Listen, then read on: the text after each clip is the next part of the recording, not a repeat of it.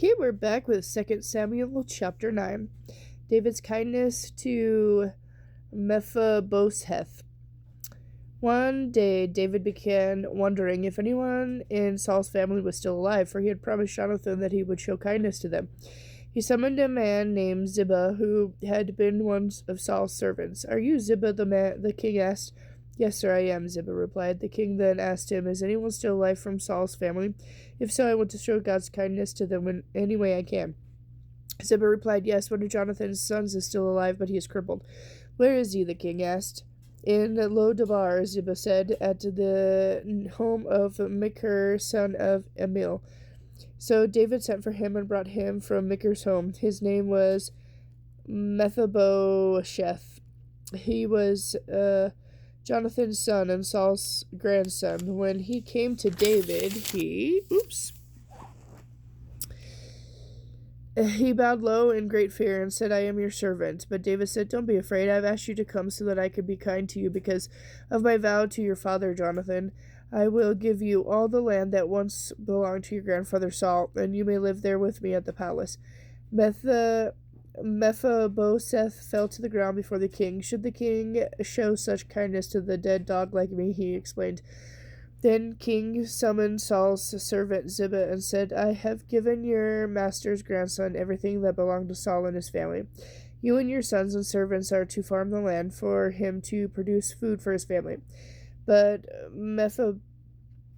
Mephibosheth, who will live here at the palace with me." Ziba, who had 15 sons and 20 servants, replied, "Yes, my lord, I will do all that you have commanded." And from that time on, Mephibosheth ate regularly with David as though he were one of his own sons. Mephibosheth had a young son named Micah, and from then on all the members of Ziba's household were Mephibosheth's servants. And Mephibosheth was crippled in both feet, moved to Jerusalem to live at the palace. 2 Samuel chapter 10. David defeats Ammonites. Sometime after this, King Nahash of the Ammonites died, and his son Hanun became king. David said, "I am going to show complete loyalty to Hanun because his father Nahash was always completely loyal to me." So David sent ambassadors to express sympathy to Hanun about his father's death. But when David's ambassadors arrived in the land of Ammon, Hanun's advisors said to their master, "Do you really think these men are coming here to honor your father?" "No, David had sent them to spy out the city so that they could come in and conquer it." So Hanun seized David's ambassadors and shaved off each of the man's beards, cut off their robes at the buttocks, and sent them back to David in shame. When David heard what had happened, he sent messengers to tell the men to stay at Jericho until their beards grew out, for they were very embarrassed by their appearance.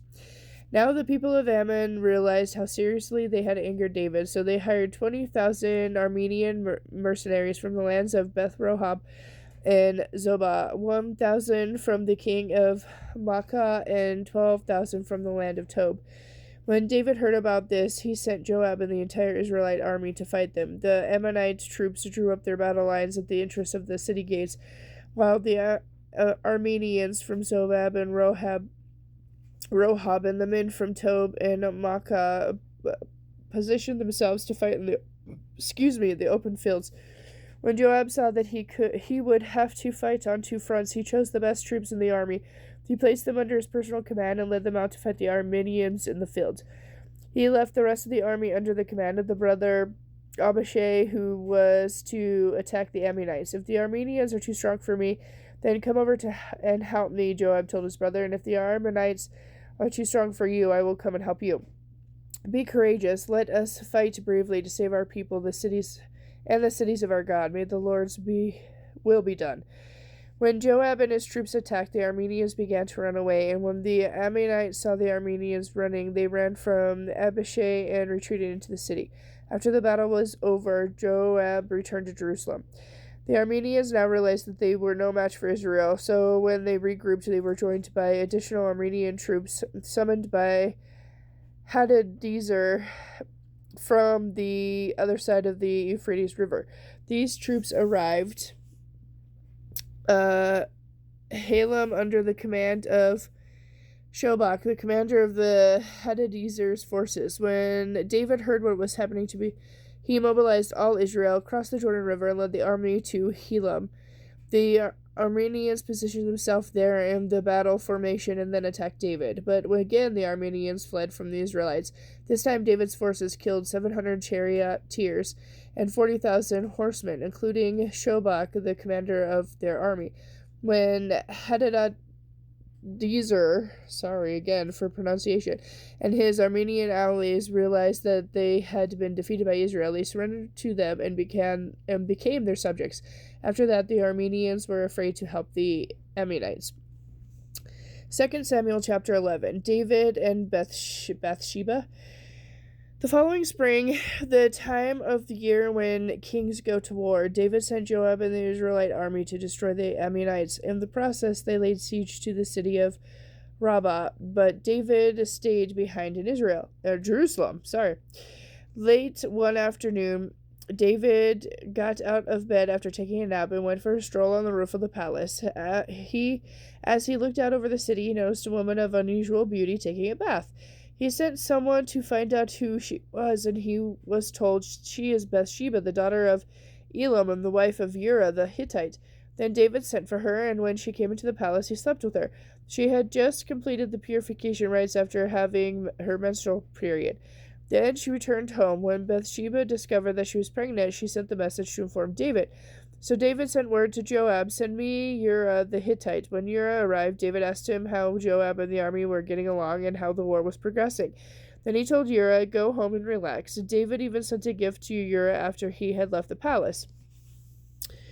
But Uriah wouldn't go home. He stayed that night at the palace entrance with some of the king's other servants. When David heard that Uriah had done, he summoned him and asked, "What's the matter with you? Why didn't you go home last night after being away for so long?" Uriah replied, "The ark and the armies of Israel and Judah are living in tents, and Joab and his officers are camping in the open fields. How can I go home to wine and dine and sleep with my wife? I swear that I will never be guilty of acting like that." "Well, stay here tonight," David told him, "and tomorrow you may return to the army." So Uriah stayed in Jerusalem that day and the night. Then David invited him to dinner and got him drunk, but even then he couldn't get Uriah to go home to his wife. Again, he slept at the palace entrance. David arranges for Uriah's death. So the next day, David wrote a letter to Joab and gave it to Uriah to deliver. The letter instructed Joab, "Station Uriah on the front lines where the battle is fiercest, then pull back so that he will be killed." So Joab assigned Uriah to a spot close to the city wall where he knew the enemy's strongest men were fighting, and Uriah was killed along with several other Israelite soldiers. So then Joab sent a battle report to David. He told his messenger, "Report all the news of the battle to the king," but he might to get angry and ask, "Why did the troops go so close to the city? Didn't they know there would be shooting from the walls? Wasn't Gideon's son Amalek killed at Thebes by a woman who threw a millstone down on him? Then tell him Uriah the Hittite was killed too." So the messenger went to Jerusalem and gave the complete report to David. "The enemy came out against us," he said, "and as we chased them back into the city gates, the archers on the wall shot arrows at us. Some of our men were killed, including Uriah the Hittite." "Well, tell Joab not to be discouraged," David said. "The sword kills one as well as another. Fight harder next time and conquer the city." When Bathsheba heard that her husband was dead, she mourned for him. When the period of mourning was over, David sent for her and brought her to the palace, and she became one of his wives. Then she gave birth to a son, but the Lord was very displeased with what David had done. Okay, and with that, I'll be back tomorrow with chapter 12.